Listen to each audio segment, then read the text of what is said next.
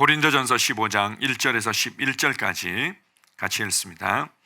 형제들아, 내가 너희에게 전한 복음을 너희에게 알게 하노니 이는 너희가 받은 것이요 또 그 가운데 선 것이라. 너희가 만일 내가 전한 그 말을 굳게 지키고 헛되이 믿지 아니하였으면 그로 말미암아 구원을 받으리라. 내가 받은 것을 먼저 너희에게 전하였노니 이는 성경대로 그리스도께서 우리 죄를 위하여 죽으시고 장사 지낸 바 되셨다가 성경대로 사흘 만에 다시 살아나사 게바에게 보이시고 후에 12 제자에게와 그 후에 500여 형제에게 일시에 보이셨나니 그 중에 지금까지 대다수는 살아있고 어떤 사람은 잠들었으며 그 후에 야고보에게 보이셨으며 그 후에 모든 사도에게와 맨 나중에 만삭되지 못하여 난 자 같은 내게도 보이셨느니라. 나는 사도 중에 가장 작은 자라. 나는 하나님의 교회를 박해하였으므로 사도라 칭함받기를 감당하지 못할 자니라. 그러나 내가 나아된 것은 하나님의 은혜로 된 것이니 내게 주신 그의 은혜가 헛되지 아니하여 내가 모든 사도보다 더 많이 수고하였으나 내가 한 것이 아니요 오직 나와 함께 하신 하나님의 은혜로라. 그러므로 나나 그들이나 이같이 전파하며 너희도 이같이 믿었느니라. 아멘. 신앙생활에 있어서 가장 중요한 기초는 하나님을 아는 거죠. 하나님께서 어떤 성품을 가지시고 하나님께서 대체 어떤 영적인 원리를 따라서 움직이시며 그분께서 예수 그리스도를 통해서 우리에게 어떤 구원의 은혜들을 베풀어 주셨는지 하나님을 아는 것입니다. 구약 성경을 우리가 이렇게 간략하게 이해한다면 바로 하나님을 힘써 아는 것과 하나님을 사랑하는 것, 그리고 그것을 다음 세대들에게 지혜롭게 잘 전수해 주는 것, 이것이 구약 성경의 아주 중요한 흐름임을 우리가 알 수 있습니다. 오늘 이제 우리가 함께 나눌 말씀을 통해서 그 하나님이 어떤 분이신가를 알려주는데 그것은 또한 그분은 은혜의 하나님이시다. 우리가 이제 하나님을 이해하는 어떤 좋은 찬양, 그리고 또 시편이라든지 구약 성경에서 많이 언급되는 부분들은 하나님은 선하신 분이다, God is good, 이런 찬양과 이런 고백들을 많이 합니다. 하나님은 선하신 분이다. 우리가 이제 하나님을 엄하고 인색한 분이나 또 하나님은 또 여차여차하게 뭔가 악을 사용하셔서 우리를 치시고 뭐 이렇게 이해하는 부분들이 있는데 성경은 결코 그렇게 알려주고 있지 않습니다. 특별히 야고보서 1장에 보게 되면 더 밝은 빛, 더 밝은 이 신약의 계시 아래서 하나님이 어떤 분이신지를 아주 밝히 드러내 주셨는데 그분은 빛들의 아버지시다. 어둠이 전혀 없으신 빛들의 아버지시고 온갖 좋은 은사와 선물이 빛들의 아버지께로부터 우리에게 주어지고 있다, 이렇게 말씀하고 있습니다. 그분은 좋으신 분이죠. God is good. God is good. 그분은 좋으신 분입니다. 그 좋으신 하나님은 모든 은혜의 하나님이라고 가르쳐주고 있습니다. 모든 은혜의 하나님. 우리가 이제 은혜라고 얘기할 때 이 은혜는 값없이 나의 어떤 노력에 대한, 나의 수고에 대한 대가 없이 그냥 주어진 호의, 주어진 선물, 이것을 은혜라고 얘기를 하죠. 우리가 이 땅에 태어나서 또 자라면서 누리고 또 성장하고 또 많이 베풀면서 살아가는 이 모든 것들이 다 내가 어떤 자격을 갖췄기 때문에, 내가 어떤 수고를 합당하게 했기 때문에 하나님으로부터 그게 대해서 주어진 것이 아니라, 왜냐하면 우리의 자격과 우리의 노력과 우리의 수고들은 하나님의 기준에 도달할 수 없는 것들이죠. 그래서 하나님께서 그냥 우리를 긍휼히 여기시고 우리를 사랑하셔서 우리에게 베풀어 주신 호의와 선물, 이것을 은혜라고 얘기합니다. 그래서 그분은 우리가 알고 누리는 모든 은혜의 하나님이시다. 때때로 또 이제 성경에서 우리가 조금 이따 다시 한번 나누게 되겠지만 하나님의 이 영광의 보좌, 때로는 심판의 보좌, 우리는 이렇게 생각하지만 성경에서는 더 중요한 그 보좌에 대한 이름들을 알려주는데 그것은 바로 은혜의 보좌라는 거죠. 하나님은 은혜의 보좌에 앉아 계시고 우리를 예수 그리스도와 함께 살리시고 또한 보좌에 앉히셨는데 그 보좌는 은혜의 보좌라는 겁니다. 또한 히브리서 10장에 보게 되면 성령님을 진리의 영이라고 말할 뿐만 아니라, 실제의 영이라고 말할 뿐만 아니라 은혜의 성령이다. 성령님은 바로 하나님께서 베풀어 주신 이 호의와 선물인 이것들이 실제적으로 우리에게 경험되어지고 우리의 삶에서 나타나도록 도우시는 은혜의 성령이다. 이렇게 가르쳐주고 있습니다. 우리가 이 하나님의 은혜를 알지 못하는 순간에도 변함없이 하나님은 우리를 사랑하시고 우리에게 은혜를 베풀어 주시죠. 로마서 11장 35절 36절을 같이 한번 읽어보겠습니다. 누가 주께 먼저 드려서 갚으심을 받겠느냐? 이는 만물이 주에게서 나오고 주로 말미암고 주에게로 돌아갑니다. 그에게 영광이 세세히 있을지어다. 아멘. 사도 바울이 인류에 이루어질 역사, 이스라엘의 앞으로 이루어질 역사들을 계시로 알고 나서는 그 하나님의 놀라운 지혜와 그 깊은 풍성함들을 뭐라고 표현할 수가 없는 겁니다. 그러면서 맨 마지막에 11장 끝부분에서 이렇게 얘기를 하죠. 누가 주께 먼저 드려서 갚으심을 받겠느냐? 주님, 제가 이렇게 하나님을 위해서 수고했잖아요. 그러네. 내가 너한테 빚을 졌구나. 알았어, 내가 갚아줄게. 누가 그렇게 하겠냐는 겁니다. 왜냐하면 모든 것이 주님으로부터 말미암았고 모든 것이 또 주님께로 돌아가게 되어 있다는 거죠. 고린도전서 4장 7절도 같이 한번 읽어보겠습니다. 누가 너를 남달리 구별하였느냐? 내게 있는 것 중에 받지 아니한 것이 무엇이냐? 내가 받았은즉 어찌하여 받지 아니한 것 같이 자랑하느냐? 우리가 자랑할 수 있는 것들이 있을지라도 이게 다 받은 거라는 거죠.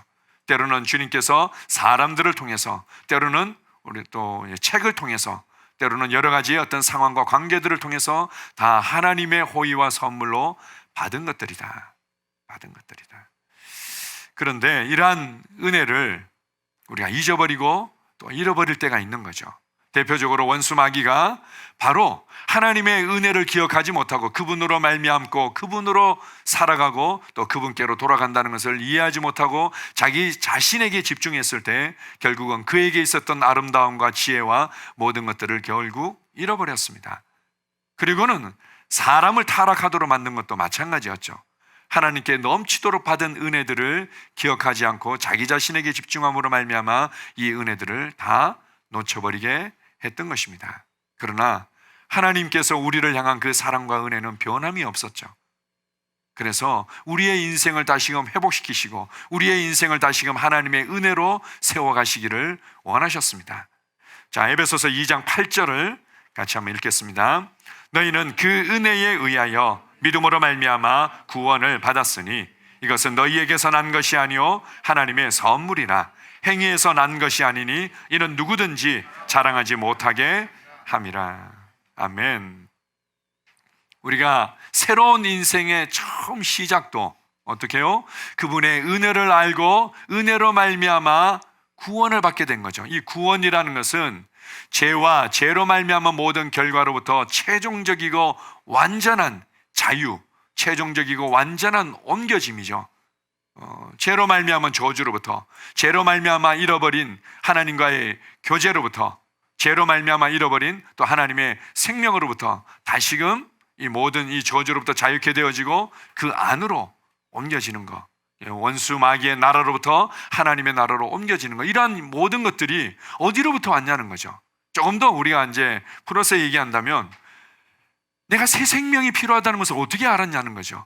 그리고 새 생명을 얻을 때만이 새로운 인생을 살고 하나님과의 새로운 관계 가운데 우리가 살아갈 수 있다는 것을 어떻게 알았냐는 겁니다. 그거는 결국 하나님께서 내게 먼저 찾아오셨고 하나님께서 내게 먼저 알려주셨고 하나님께서 이 모든 것들을 내게 주시기 위해서 모든 과정과 대가들을 지불하셨던 거죠. 아니, 내게 정말 신성한 치유가 필요하다는 것을 어떻게 알았냐고요. 의사도 또 약을 통해서도 정말 부분적이고 제한적이고 우리가 할 수 없는데 하나님께서는 그러한 죄로 말미암은 질병의 저주로부터도 우리를 자유케 하셨다고, 우리가 이 예수님께서 이루신 구원의 은혜를 알고 받아들이면 우리는 이 고통스러운 질병에서도 자유케 된다고. 이걸 어떻게 알았냐고요. 우리가 알아서 그걸 만들어 달라고 요구한 적이 있습니까? 그래서 그것을 뭐 이렇게 해서 뭐 어떻게 됩니다라고 뭐 우리가 요청한 적이 있습니까? 하나님께서 우리를 사랑하셨고 그냥 우리에게 선물로 주신 거죠. 이 땅에서 누리는 부유함도 마찬가지고 이 땅에서 누리는 평강과 기쁨과 관계의 풍성함도 다 마찬가지죠. 하나님께서 은혜로 우리가 주셨습니다. 그 은혜로 말미암아 이제는 이 하나님의 나라 안에서 이 구원의 풍성함을 누릴 수 있는 자리로 옮겨주셨는데, 그런데 왜 어떤 사람들은 제대로 못 누립니까? 여기서 알려주기를 믿음으로 말미암아 구원을 받는다. 그 은혜가 우리를 구원했지만 여기에 우리의 믿음의 반응이 필요하다는 거죠. 우리가 이제 믿음 이렇게 얘기를 하면 내가 뭔가 나도 할 수 있습니다, 나도 믿습니다, 뭐 우리가 이제 각자 생각하는 믿음이라는 그림이 있을 수 있는데요, 믿음이라는 것은 하나님께서 예수 그리스도를 통해서 이루신 구원에 관한 기쁜 소식에 대해서 신뢰하고 받아들이는 것이 바로 믿음입니다. 믿음은 바로 예수님을 통해서 나타난 은혜에 대한 신뢰, 예수님을 통해서 이루신 일에 대한 그 신뢰와 바로 확신과 받아들임이죠. 그렇게 할 때 우리가 이제는 새로운 출발, 새로운 시작, 새로운 삶이 우리에게 열리는 것입니다. 또한 하나님의 은혜가 어떻게 우리의 인생을 또 빚어가고 만들어가는지 고린도전서 15장 10절은 이렇게 말씀하고 있습니다. 같이 읽어보겠습니다. 그러나 내가 나아된 것은 하나님의 은혜로 된 것이니 내게 주신 그의 은혜가 헛되지 아니하여 내가 모든 사도보다 더 많이 수고하였으나 내가 한 것이 아니요 오직 나와 함께 하신 하나님의 은혜로라. 사도 바울은 예수 그리스도를 통한 하나님의 역사들을 알지 못했죠. 그래서 오히려 이단시하고 예수님과 또 예수님을 믿는 사람들을 잡아 죽이는데 아주 적극적으로 앞장을 섰던 자였습니다. 그런데 내가 이제는 그 은혜를 알고 은혜를 전하는 자가 되었다니 이게 어떻게 가능했지? 나이 나 된 것은 하나님의 은혜구나. 그렇죠? 그냥 예수님께서 부활하시고 난 이후에 사도 바울을 기억하셨고 찾아오시죠. 또 하필 스데반이 돌에 맞아 죽을 때 그 돌로 찍어서 그렇게 스데반을 죽이는 사람들의 옷을 지키면서 그것을 다 지켜보고 스데반이 마지막 무릎을 꿇고 또 기도하는 장면들도 다 목격을 하죠. 하나님의 은혜가 아니고서는 어떻게 그 자리에 있을 수 있고 그의 마음이 그렇게 움직여질 수 있었을까요? 다메섹 도상에서 어떻게 해서든 한 사람이라도 더 잡아서 죽이려고 했었는데 그때 예수님이 나타나셔서 그를 다시금 눈을 열어주시고 예수 그리스도를 구원자와 주님으로 영접하도록 만날 수 있도록 이끄셨을까요? 나이 나 된 것은 하나님의 은혜구나. 우리가 이제 사람이 변화되는 것들을 우리는 정말 또 원하고 기대할 때가 많이 있습니다. 내 스스로에 대해서도 그렇고 다른 사람들에 대해서도 그렇고 우리 남편만 변화될 수 있으면 이제는 평생의 여한이 없겠어요. 우리 애만 바뀔 수만 있으면 나는 정말 평생의 여한이 없겠어요. 이렇게 해서 뭔가 변화를 기대하는 부분들이 있는데 진정한 변화는 밖으로부터 오는 것이 아니라 안으로부터 오는 거죠. 어떻게 해요? 은혜를 알 때. 사도 바울이 정말 이해할 수 없는, 측량할 수 없는 그 구원의 풍성한 은혜들을 알 때 그가 변화될 수밖에 없었습니다. 변화될 수밖에 없었죠. 이제 가끔 우리가 어떤 게 더 좋은 화장품이냐 이렇게 해서 또 여자분들은 나이가 들어갈수록 조금 더 비용을 지불하더라도 좋은 화장품을 쓰고 싶어 하죠. 그것이 피부에 침투해 가지고는 이제 이 탄력을 주고 또 피부에 영양분을 공급하면은 훨씬 더 탄력이 있을 뿐만 아니라 밝아 보인다는 거죠. 그렇게 해서 많이 하지만 이제 좀 도움을 받긴 받지만 사실은 피부를 밝게 하고 좋게 하는 가장 확실한 방법은 위와 장이 튼튼해져서 좋은 영양분들을 그냥 아주 제대로 잘 흡수시키면 면역력도 좋아지고 몸도 건강해지면서 세포 하나하나가 활력을 얻고 그리고 그것이 또 밖으로 드러나는 거죠. 피부 톤이 밝아졌다 이렇게 얘기를 하는 거죠. 우리 여자분들 화장품 쓰지 말라는 얘기는 아닙니다. 우리 남자분들이 너무 좋아하시는 것 같은데 그렇습니다. 마찬가지죠. 우리가 변화를 위해서 뭔가 내가 이것을 바꾸면 내가 이것을 고치면 그래 내가 이것을 고치기 위해서 내가 좀 더 노력할 거야 결심하고 약간의 도움은 주지만 은혜가 안으로부터 정말 진정으로 우리의 심령과 삶을 변화시키는 것입니다. 또한 사도 바울은 이렇게 얘기합니다. 내가 모든 사도보다 더 많이 수고하였으나 내가 한 것이 아니 오직 나와 함께 하신 하나님의 은혜로라. 저도 젊은 날에 제가 제 자신에 대해서 좀 불만스러울 때 기도했던 것 중에 하나가 내가 조금만 더 열정적이면 좋겠는데, 조금만 더 의지가 강하고 조금만 더 열정적이면 내 삶이 달라질 텐데 그것을 어디서 찾을 수 있을까? 그렇게 해서 제가 그 적극적 사고방식이나 성공 철학에 대한 책들도 찾아서 읽고, 그런 상품도 제가 아르바이트를 2달 동안 해가지고는 그 2달치의 알바비는 당시에 굉장히 큰 금액이었는데 그거를 다 지불해가지고는 성공 철학 매뉴얼하고 테이프하고 이런 거 구해가지고 제가 듣기도 하고, 어떻게 하면 내가 좀 더 열정적이 되고 좀 더 내 의지가 강해지고 근데 내 삶을 좀 만들 수 있을까? 제가 그렇게 뭔가 노력했던 적이 있었습니다. 약간의 도움이 됐고 약간의 유익은 있었지만 사도 바울은 이렇게 얘기합니다. 나를 열정적이게 만든 것은 그분의 은혜였고 그분의 은혜를 더욱더 알면 알수록 내 안으로부터 은혜로 말미암은 열정이 나를 달리게 만들었다. 로마서 5장 17절에 보게 되면, 그래서 우리가 은혜와 의의 선물을 넘치게 받는 자들은 바로 그리스도로 말미암아 생명 안에서 왕노릇하게 되어 있다. 은혜와 의의 선물을 모르는 사람들도 있고 어떻게 받는지를 모르는 사람들이 있고, 은혜와 의의 선물을 그냥 적당히 조금 받는 사람이 있고 은혜와 의의 선물을 넘치게 받는 사람들이 있는 거죠. 그런 사람들은 안으로부터 이 생명이 활력을 얻고 열정이 생겨서 우리의 삶을 주도하고 다스리는 삶으로 나타나게 되는 것입니다. 왕노릇 하리로다. 왕으로서 다스리게 된다는 거죠.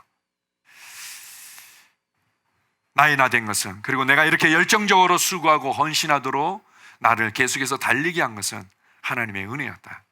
그리고 그 은혜를 알면 알수록 그 안으로부터의 반응이 나올 수밖에 없었다고 그렇게 말합니다. 갈라디아서 1장 15절에 보게 되면 사도 바울의 그런 고백들이 나옵니다. 나를 엄마의 뱃속에서부터 택하셨다. 사도 바울이 내가 비록 이렇게 몰라서 그랬지만 앞으로는 이렇게 살고 싶어요, 이렇게 요구한 거 아니었죠. 그냥 사도 바울이 엄마의 뱃속에 있을 때 하나님께서 그를 택하신 것입니다. 시편에 보게 되면 그런 말씀이 있죠. 우리가 엄마의 뱃속에 있을 때 하나님께서 우리의 장기와 우리의 뼈와 우리의 모든 기관 하나하나를 다 만드셨다는 것입니다.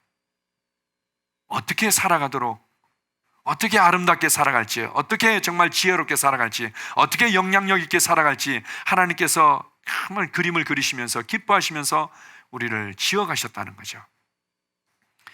그 하나님의 은혜가 나를 이 땅에 있게 했고, 하나님의 은혜가 나를 구원하셨고, 하나님의 은혜가 지금의 나를 나되게 했고, 하나님의 은혜가 나를 열정적이게 만드는 것입니다. 우리의 인생을 하나님의 은혜가 세워가는데, 또한 베드로전서 5장 10절은 또한 이런 말씀이 있습니다. 같이 한번 읽겠습니다. 모든 은혜의 하나님 곧 그리스도 안에서 너희를 부르사 자기의 영원한 영광에 들어가게 하시니가 잠깐 고난을 당한 너희를 친히 온전하게 하시며 굳건하게 하시며 강하게 하시며 털을 견고하게 하시리라. 아멘. 모든 은혜의 하나님, 모든 은혜의 하나님께서 우리에게 역사하시죠.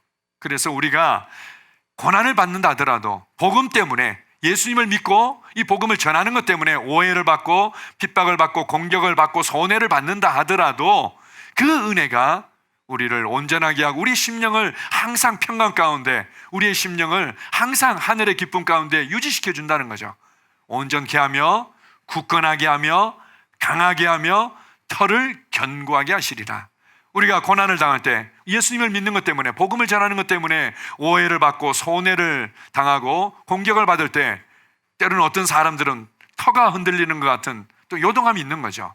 이 터라는 것은 바로 구원의 터, 예수 그리스도가 나의 구원자와 주님이 되신 그 구원의 터를 얘기하는 거죠. 그게 흔들리는 거예요. 하나님이 정말 나와 함께 하실까? 하나님이 정말 나를 사랑하시는가? 정말 내가 하나님으로 말미암아 내 삶을 이렇게 새롭게 만들어갈 수 있을까? 하나님은 정말 나의 기도에 응답하시나? 이러면서 뭔가 흔들릴 수 있는 부분인데, 하나님의 은혜를 기억할 때, 예수 그리스도를 통해서 나타내신 그 은혜를 기억할 때 이 터도 견고해진다는 거죠. 하나님의 은혜는 예수 그리스도를 통해서 온전히 우리 가운데 나타났고 우리 가운데 도달했던 것입니다. 그래서 성경에 보게 되면 하나님의 은혜라는 표현도 나오지만 예수 그리스도의 은혜라는 표현들이 대부분 이제 나오는 거죠. 우리가 이제 마지막에 우리 축복 기도할 때도 기존교회에서는 축도라고 얘기를 하죠. 축복 기도할 때도 맨 먼저 어떻게 합니까? 우리 주 예수 그리스도의 은혜와 하나님의 사랑과 성령님의 교통하심이, 감동하심이 우리와 영원히 함께 있습니다. 이렇게 얘기를 하죠.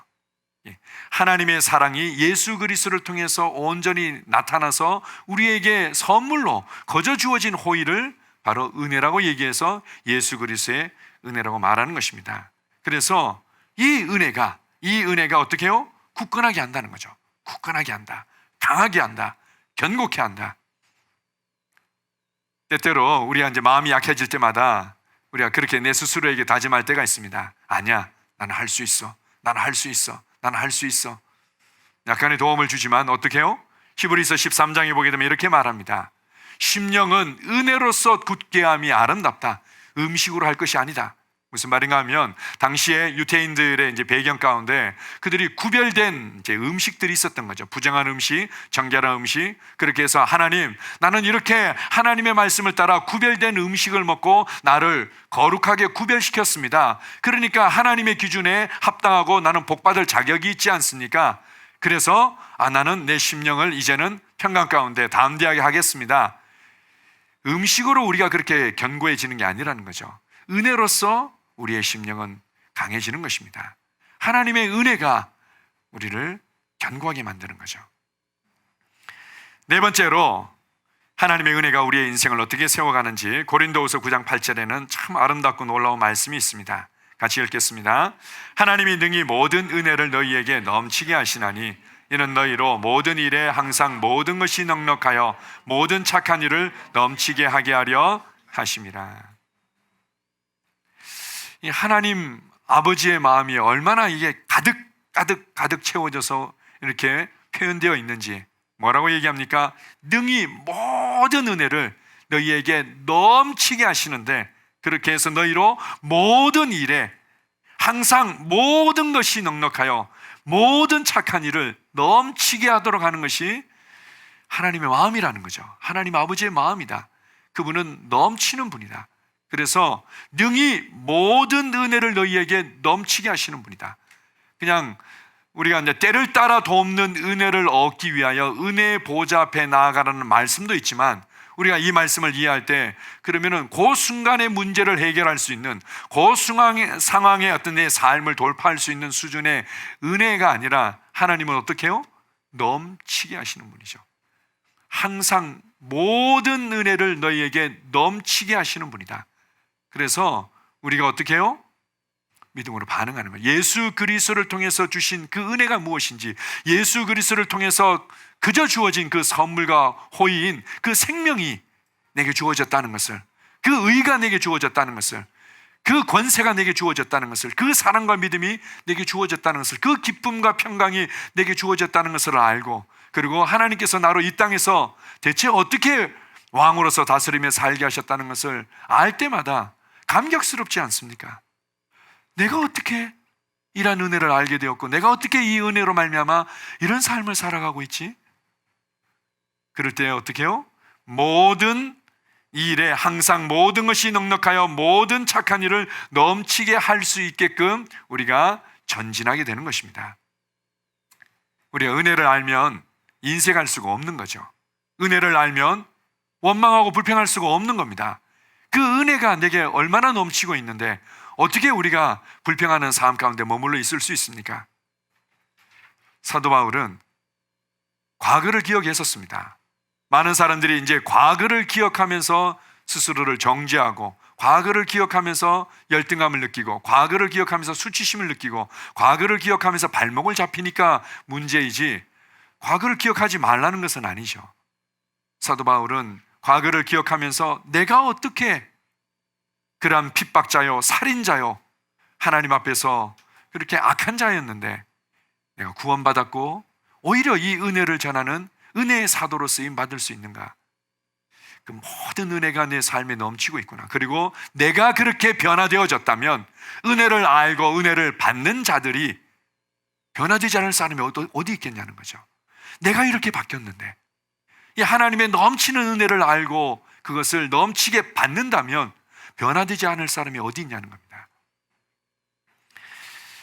그래서 오늘 어떻게 하면 이 넘치는 은혜들을 우리가 더 우리의 삶에 더 누리고 더 흘려보내고 그래서 은혜의 사람으로 살아갈 수 있는지 구체적으로 몇 가지를 나누고자 합니다. 하나님께서는 내 삶에 이 하나님의 은혜가 더욱 많아지기를 원하시는 분입니다. 우리 히브리서 4장 16절을 같이 한번 읽겠습니다. 그러므로 우리는 긍휼하심을 받고 때를 따라 돕는 은혜를 얻기 위하여 은혜의 보좌 앞에 담대히 나아갈 것이니라.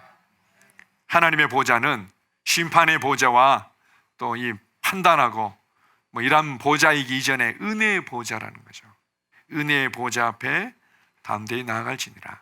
구약 성경에 보게 되면 바로 이 하나님의 그 계신 이 하늘나라 또 성전 그리고 하나님이 계신 보좌 이것을 하늘에 있는 것의 모형을 바로 이 성막과 성전을 통해서 이 땅에서 이제 보여주죠. 그것을 결국은 이제 지혜로운 사람을 통해서 이제 만들어내죠. 모세의 지시를 따라서. 그때 지성소 안에 무엇이 있었냐면 법궤라는 게 있었습니다. 법궤 한마디로 얘기하면은 특별한 나무 상자였죠. 시띠나무로 만든 그리고 거기에 금으로 이제 입힌 상자였습니다. 상자 안에 모세가 하나님께로부터 받은 십계명 돌비가 있었고 그리고 하늘로부터 내렸던 만나가 담긴 항아리가 있었고 담긴 그리고는 아론의 쌍난 지팡이가 있었죠. 이게 다 이제 하나님의 성품, 하나님의 일하심을 이제 보여주는데요. 그리고 거기에 무엇이 있었냐면은 뚜껑이 있었습니다. 뚜껑이 있고 뚜껑 위에는 그룹이라는 이제 천사 둘이 서로 이렇게 날개를 맞대고는 바로 그 뚜껑 위에 이렇게 세워져 있었습니다. 그런데 이 뚜껑이 무엇인가 하면 개역 성경에는 한자로 시은자라고 불렀습니다. 이 법궤의 뚜껑을 시은자, 쉽게 얘기하면은 베풀 시자에다가 은혜 은자를 쓰고 그리고 이제 자리 자자를 쓰는 거죠. 은혜를 베푸는 장소다. 그리고 실제로 그 시은자 위에 그룹들 사이에서 하나님께서 어떤 이제 빛으로 또 음성으로 말씀하실 때도 있었던 거죠. 하나님의 보좌는 바로 은혜의 보좌다. 그리고 그 시은자의 피를 가지고 가서 뿌리게 되는 거죠. 구약 성경에는 짐승의 피를 가지고는 매년 그렇게 피를 뿌려야 했지만 이제는 한 영원한 속죄를 예수 그리스도와 그분의 흠없는 피로 드려짐으로 말미암아 그 시온자에는 예수님의 피가 항상 뿌려져 있고 발라져 있습니다. 그럼 그것으로 말미암아 하나님은 항상 우리에게 은혜를 베푸시는 분이죠. 그래서 은혜가 우리의 삶에 계속 더하여 누려지고 그 은혜로 말미암아 우리의 삶이 강해지고 견고해지고 또한 열정적이 되도록 만들기 위해서 담대히 나아가라는 겁니다. 담대히 나아가라. 때때로 성경에서는 어떻게 해요? 때를 따라 돕는 은혜를 받기 위하여 때가 있다는 거죠. 예를 들어서 이런 겁니다. 봄에 항상 소낙비가 내리거나 여름에 항상 소낙비도 내리고 사시사철 소낙비가 내린다. 가을에는 비가 내리지 말아야 됩니다. 가을에 비가 많이 내려버리면 농사를 다 망치게 되는 거죠. 우리의 삶의 가운데 항상 그때그때 필요로 하는 때를 따라 돕는 은혜가 있습니다. 물론 항상 그 이상의 넘치는 은혜들이 있지만 그것을 위해서 언제든지 주님 앞에 나아갈 수 있는 거죠. 은혜 보좌가 그럼 어디에 있을까요? 은혜 보좌가 어디에 있을까요? 제가 이제 학창 시절에 이제 통성기도라고 그러죠. 주여, 주여 이렇게 이제 부르짖는 거에 뭐 여러 가지 이제 훈련의 의미도 있고 여러 가지 의미가 있는데 제 머릿속에서는 대체로 그런 그림들이 있었던 것 같아요. 하늘나라에 계시니까 내 기도가 이제 상달되려면 좀 더 간절히 정말 크게 부르짖어야 되지 않을까 뭐 이런 이제 마음들이 있었던 거죠. 내 기도가 응답되지 않는 이유는 주여 이렇게 되기 때문에 응답이 안 되는 모양이다. 그래서 더 간절히 이렇게 기도해야 되는 거 아닌가. 학창 시절 때는 제가 그렇게 생각한 적도 있었었는데 은혜의 보좌가 이제 성령님을 통해서 우리 영 안에 좌정하셨죠. 은혜의 보좌 앞으로 담대히 나아간다는 것은 이제 내가 영을 인식하고 영으로 기능한다는 것을 말합니다. 성령님을 통해서 하나님의 은혜의 보좌가 내 영 안에 좌정했습니다. 내 안에 하나님의 모든 그 은혜의 강물이 흐르고 있는 거죠. 그래서 그것을 인식하는 겁니다. 예를 들어서요, 제가 제 삶에서 그것을 내가 영으로 돌이킨다, 그리고 은혜의 보좌 앞에 나아간다, 이런 것들을 저는 이렇게 사실은 실행하고 있습니다.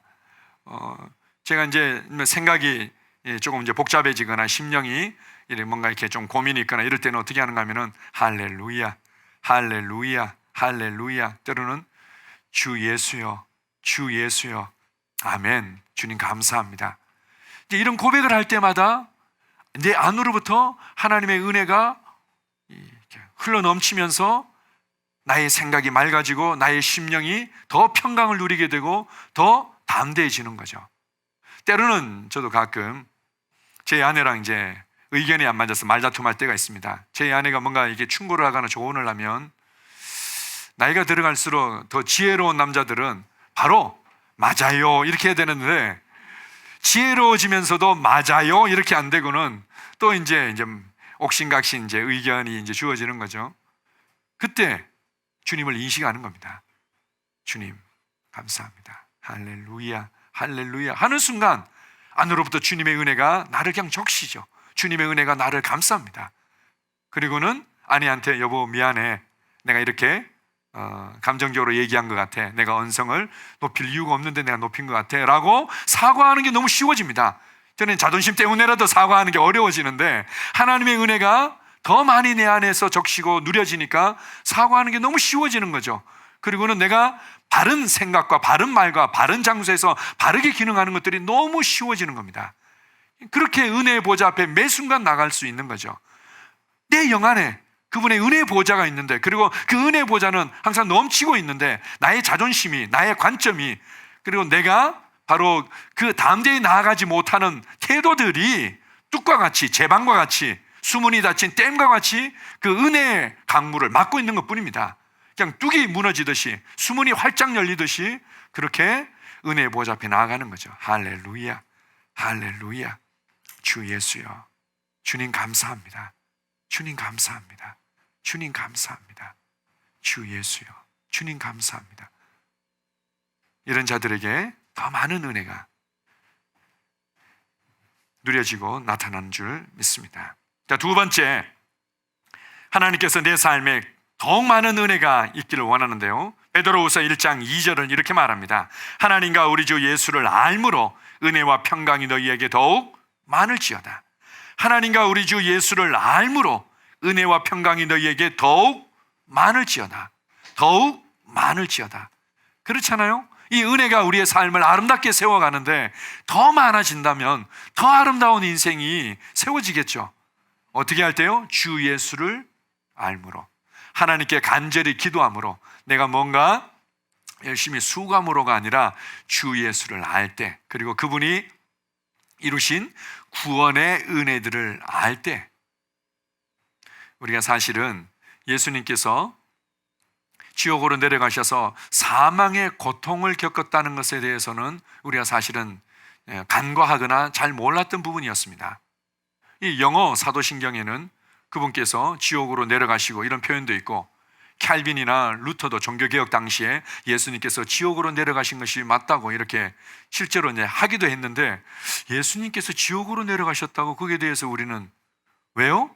하나님으로부터 완전히 나를 대신하여 나의 자리에서 대가를 지불하며 버려져야만 했기 때문에, 우리가 그런 것들을 들을 때 그 나를 향한 그 측량할 수 없는 그 사랑이 더욱더 우리 가운데 이렇게 흘러 들어오지 않습니까? 주 예수께서 대체 나를 얼마나 사랑하셨길래 죽기까지 복종하셨다는 그 의미가, 지옥으로 내려가셔서 사망의 고통을 온전히 담당하셨구나 알 때 은혜와 평강이 더욱 많아지는 것입니다. 내 안으로부터 그 은혜가 나를 적시고 그 은혜가 내 삶을 새롭게 하는 거죠. 베드로후서 3장 18절도 같이 읽습니다. 오직 우리 주 곧 구주 예수 그리스도의 은혜와 그를 아는 지식에서 자라가라. 하나님은 우리가 은혜를 알고 은혜를 누리고 은혜를 흘려보내는 데 있어서 자라가기를 원합니다. 그것이 바로 예수 그리스도의 장성한 모습이었죠. 은혜를 알고 은혜를 누리고 은혜를 흘려보내고, 그래서 우리가 이 은혜들을 그렇게 흘려보낼 때 어떻게 해요? 주변의 사람들도 이 은혜에 이제 만지심을 당하는 거죠. 그래서 왠지 은혜의 사람들이 그냥 좋아 보여. 신뢰가 가. 그리고 왠지 도와주고 싶어. 아니, 저는 뭐 특별히 제가 한 게 없는데요. 아니, 그냥 모르겠어. 나도 그냥 도와주고 싶어. 뭐 이제 이런 사람들이 우리 삶에 나타날 수 있는 겁니다. 은혜로 말미암은 호의와 매력과 잡아당김들이 내 삶에서 막 나타나기 시작하는 거죠. 하나님의 은혜가 더욱더 자라가서 우리의 삶의 모든 것들이 합력해서 선을 이루는 일에 그렇게 나타나기를 주님 원하십니다. 그래서 고린도전서 2장에 보게 되면 성령님께서 오셨다. 은혜로 주신 것들을 알도록 하기 위해서 성령님께서 오셨다. 그리고 그분은 바로 은혜의 성령이시다. 우리가 바로 책을 통해서 또한 설교를 통해서 성경 말씀을 깊이 묵상함을 통해서 때로는 여러 가지 주님께서 그분을 아는 지식에서 자라가도록 우리를 돕고 계시지 않습니까? 그것을 귀하게 여기십시오. 예전에는 성경책 한 권 이것을 얻기 위해서 어떤 대가를 지불하기를 마다하지 않았는지 우리가 가끔 전설처럼 들을 때가 많이 있습니다. 많은 간증들이 있지 않습니까? 근데 우리는 이렇게 주님을 아는 지식에서 자라가면서 이 넘치는 은혜 가운데 살아갈 수 있는데 이런 부분에 있어서 우리가 더 믿음으로 반응하기를 원합니다. 세 번째로 하나님의 은혜가 더욱 우리 가운데 많아지고 누려지고 흘려보내는 부분에 있어서 아주 중요한 부분이 있습니다. 베드로전서 5장 5절입니다. 같이 읽습니다. 젊은 자들아 이와 같이 장로들에게 순종하고 다 서로 겸손으로 허리를 동이라. 하나님은 교만한 자를 대적하시되 겸손한 자들에게는 은혜를 주시느니라. 겸손한 자들에게 은혜를 주신다. 겸손한 자들에게 은혜를 주신다. 하나님은 겸손한 자들을 사랑하시죠. 교만한 자들을 대적하신다. 겸손한 자들에게 은혜를 주시고 더하시는 분이죠. 우리가 이제 하늘나라, 바로 정말 진정한 그 하늘의 왕국 안으로 들어가게 된다면 그것을 이제 새 하늘과 새 땅이라고 표현하기도 하죠. 들어가게 되면 우리 영원히 그분과 함께 살게 될 것입니다. 근데 영원 동안 뭐예요? 예전에 우리가 잘 몰랐을 때는 영원 동안 뭐하지? 뭔가 먹는 것도 하루 이틀이지, 잠자는 것도 하루 이틀이지, 나 잡아봐라 이러면서 뭐 그냥 돌아다니는 것도 하루 이틀이지, 이게 10년, 100년, 1000년 뭐하지? 그 영원토록? 우리가 그 하나님을 알고 하나님의 은혜를 아는 데 있어서 영원이라는 시간이 필요하다는 겁니다. 그만큼 그 은혜는 측량할 길이 없는 거죠. 그만큼 그 하나님을 알아가는데 그런 시간이 필요합니다. 우리가 그 하늘 왕국에서 하나님이 어떤 분이신지를 배우는데 영원이라는 시간을 쓰게 될 겁니다. 그분이 베푸신 은혜를 알고 감격하며 찬양하는데 영원이라는 시간이 필요하게 될 것입니다. 하물며 그런데 이 땅에서 우리가 조금 알면 뭐 얼마나 알겠습니까? 이 땅에서 우리가 뭐 내가 이 말씀에 대해서 나는 잘 알아요, 저 사람은 잘 모르는 것 같아요. 재미있죠. 우리가 알면 얼마나 알겠냐는 거죠. 그래서 우리가 영원토록 나는 배우는 자다, 영원토록 나는 하나님을 알아가는 자다, 영원토록 그 은혜에 감격하는 자다, 이러한 심정으로 우리가 계속해서 한 걸음 한 걸음 알아가는 거죠. 제가 내가 정말 교만하구나, 그리고 정말 내가 더 겸손한 마음을 취하고 주님의 마음을 품어야 되겠구나 라고 늘 저에게 자극을 주시는 분이 있습니다. 제가 그분을 만날 때마다 난 정말 교만한 것 같아요, 주님, 저 정말 좀 더 겸손히 주님의 마음을 품고 싶어요 라고 저에게 자극을 주고 저를 드러내시는 분이 계신데, 그분이 누군가 하면 김진호 목사님이십니다. 김진호 목사님은요, 제가 당황스러울 때가 있습니다. 제가 그냥 별 얘기를 안 했는데도 김진호 목사님께서 들어보지 못한 표현이나 뭔가 다른 어떤 읽어보지 않은 책들에서 나오는 어떤 내용이다 싶으면은 바로 메모를 하십니다. 그냥 말하고 있는 순간에 메모를 하시고, 그 누구를, 저뿐만 아니라 그 누구를 만나더라도 저 사람을 통해서 배울 것이 있고 저 사람을 통해서 말씀하시는 하나님의 음성이 있다는 것들을 늘 인식하시고는 항상 이렇게 저 별거 얘기 안 했는데요. 김진호 목사님께서 적을 만한 내용은 아무것도 없을 텐데요. 제가 그럴 때마다 주님, 그래서 계속해서 이렇게 발전하고 계시는군요. 그래서 또 이런 후배들에게 이런 도전을 주고 계시는군요. 제가 그렇게 제 자신을 돌이킬 때가 있습니다. 하나님은 겸손한 자들에게 은혜를 더하시는 분입니다. 여러분들이 한 사람 한 사람에게 배우고자 하는 정말 그런 태도들을 유지한다면 그 은혜들을 계속 누리면서 여러분은 발전하게 될 것입니다. 자, 네 번째로, 내 삶에 하나님의 은혜가 더욱더 많아지도록 하기 위해서 우리에게 보여주신 부분이 있는데요. 에베소서 5장 19절 20절입니다. 같이 읽습니다. 시와 찬송과 신령한 노래들로 서로 화답하며 너희의 마음으로 주께 노래하며 찬송하며 범사에 우리 주 예수 그리스도의 이름으로 항상 아버지 하나님께 감사하며.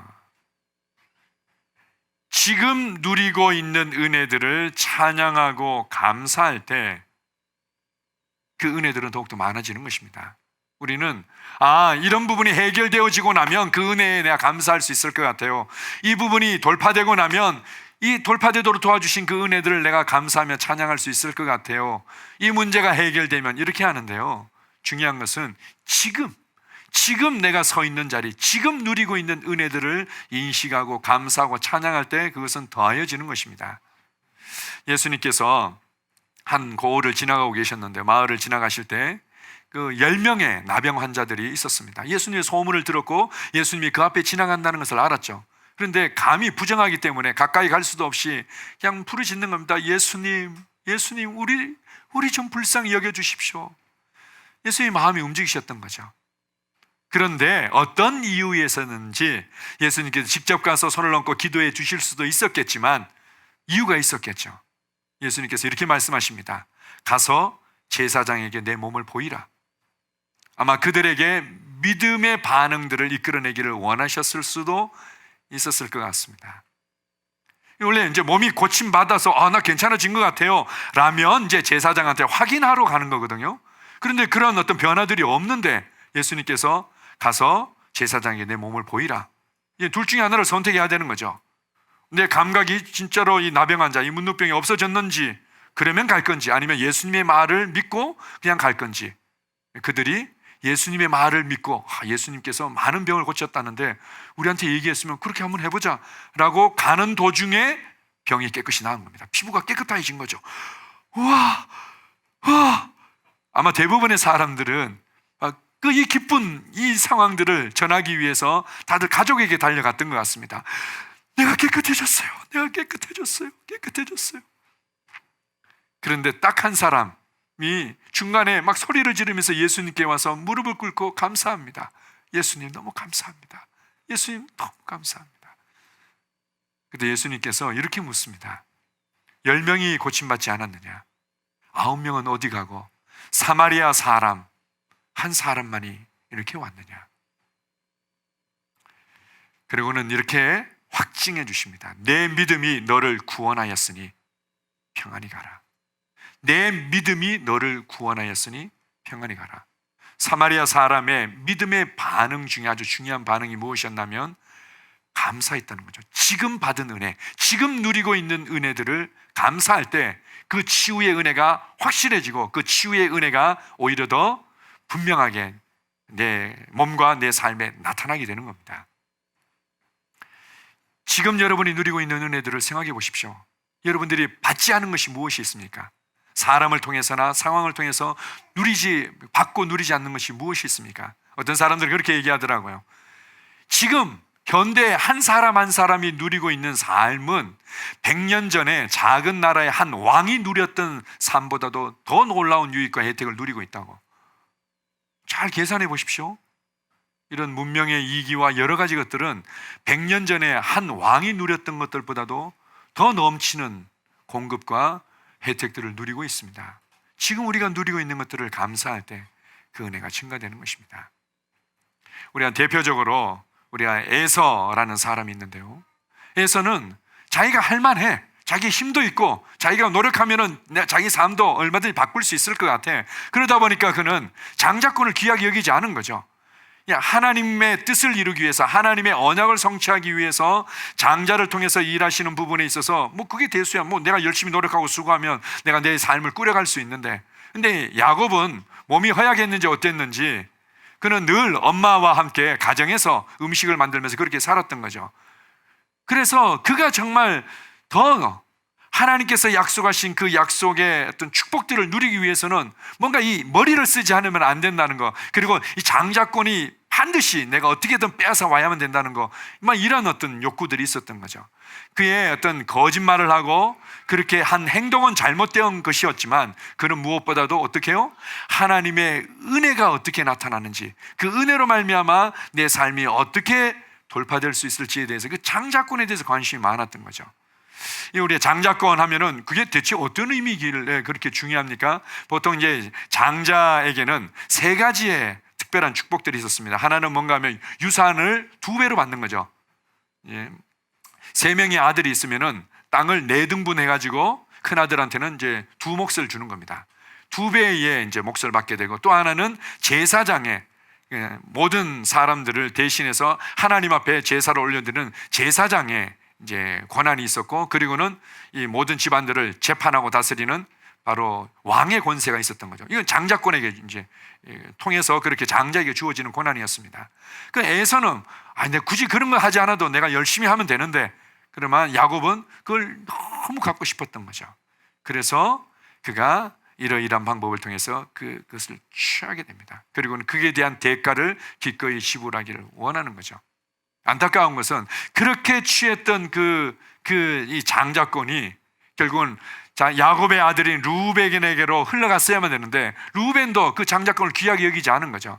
그래서 이 야곱의 이제 우리가 한자로 이제 첩이라고 얘기하는데, 넷째 부인이랑 간통을 하게 됩니다. 그렇게 해서 루벤이 이 장자권과 장자의 축복을 다 잃어버리죠. 그렇게 하면서 바로 제사장의 이 권한과 축복들이 레위 아들에게로 가게 되고, 재판하며 다스리는 왕의 특권과 이런 권한들이 유다에게로 가게 되고, 그리고 기업에 대한 2배의 분깃은 요셉에게로 가게 됩니다. 그래서 요셉을 통해서 에브라임과 므낫세에게로 가게 되는 거죠. 하나님의 은혜를 귀하게 여기고, 그리고 그 은혜의 보좌 앞에 나아가기를 즐거워하고, 지금 누리는 은혜들을 늘 감사하고 찬양할 때 은혜가 내 삶을 어떻게 빛나게 하고, 은혜가 내 삶에 어떤 호의들을 잡아당기며, 은혜가 내 삶을 어떻게 견고하게 하는지를 우리는 간증하게 될 것입니다. 아멘. 자, 기도하겠습니다. 아버지 하나님, 감사합니다. 하나님은 모든 은혜의 하나님이시고, 은혜의 보좌에서 은혜의 성령님을 통해서 우리에게 넘치는 은혜를 주시는 분이십니다. 아버지 하나님, 나는 이 은혜를 사모합니다. 내 자신에게 집중하고 내가 할 수 있는 것에 집중하는 것이 아니라 은혜가 내 인생을 어떻게 빚어가는지를 나는 계속해서 바라봅니다. 은혜가 나를 구원했고, 은혜가 나를 변화시켰고, 예수 그리스도를 통해서 이루신 그 은혜가 내 삶을 여기까지 이끌어 오셨습니다. 나를 활력 있게 하고, 나를 열정적이게 하고, 나를 견고하게 세워주셨음을 나는 알고 있습니다. 그러나 주님, 나는 여기에 머물 뿐만 아니라, 여기서 내가 감사하며 찬양할 뿐만 아니라, 나는 더 전진해서 더 많은 사람들에게 이 은혜를 흘려보내기를 갈망합니다. 은혜의 보좌 앞에 담대히 나아감으로, 성령님을 통해 우리 주 예수와 주님께서 이루신 그 구원을 알므로, 그리고 여전히 변함없이 겸손하게 배우는 자의 위치에 서 있기를 결단함으로 나는 더 많은 은혜들을 누리며 전진할 것입니다. 우리에게 은혜를 가르쳐 주심을 감사합니다. 예수님 이름으로 기도합니다. 아멘.